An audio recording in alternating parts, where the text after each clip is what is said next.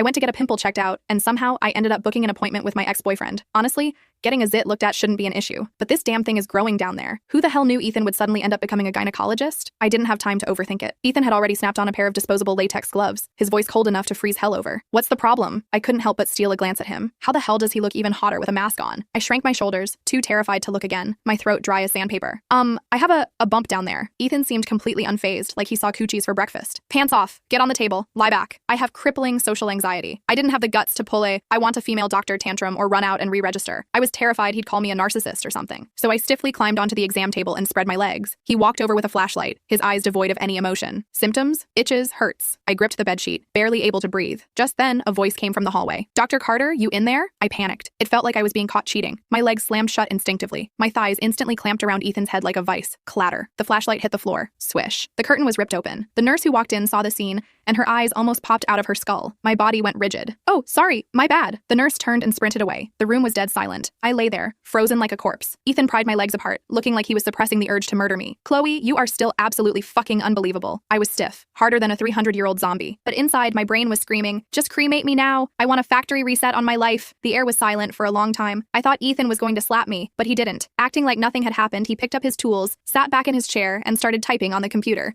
I went limp, pulling my pants up to cover my shame, my voice weak. I'm sorry. I was just too nervous. Ethan had his back to me. Don't apologize. I've done some bad shit in my life. Running into you is just my karma. Me, he asked. Traveled anywhere recently? Took a long train ride. Had sex with your boyfriend recently? Me. Ethan turned to look at me, his gaze heavy with pressure. I need the truth, or I can't make a diagnosis. My face burned red. No. Then I heard Ethan let out a scoff, a laugh. It's nothing serious, just folliculitis and ingrown hair. Don't sit for too long. I squeezed out a smile uglier than crying. It's not that kind of disease, right? Ethan said ruthlessly. You haven't even been laid. You can't get it. I felt like he was stabbing me with his words, but I had no proof. Ethan and I have a toxic history. Junior year of college, I was playing truth or dare with friends. They dared me to confess to the campus playboy Brad. I'd had a crush on Brad for ages. This was my chance. So, on a dark, moonless night, I cornered Brad near the cafeteria. I saw a silhouette, rushed up, and kissed the living daylights out of him. When I let go, I realized, shh, I kissed the wrong guy. I had sucked face with Brad's roommate, Ethan. Ethan was the campus king, pale, handsome, rich, and taken. Because of my assault, he and his girlfriend broke up. Ethan cornered me after class and told me I had to fill the vacancy. I was indignant, clenching my fists. It wasn't just my fault. You used your tongue too, he threatened me. Fine. If you don't agree, go convince my ex to get back together with me. I was scared shitless. His ex-girlfriend was the god sister of some local gangster with tattoos of dragons on one arm and tigers on the other. His fist was bigger than my head. So, pretending to endure the humiliation,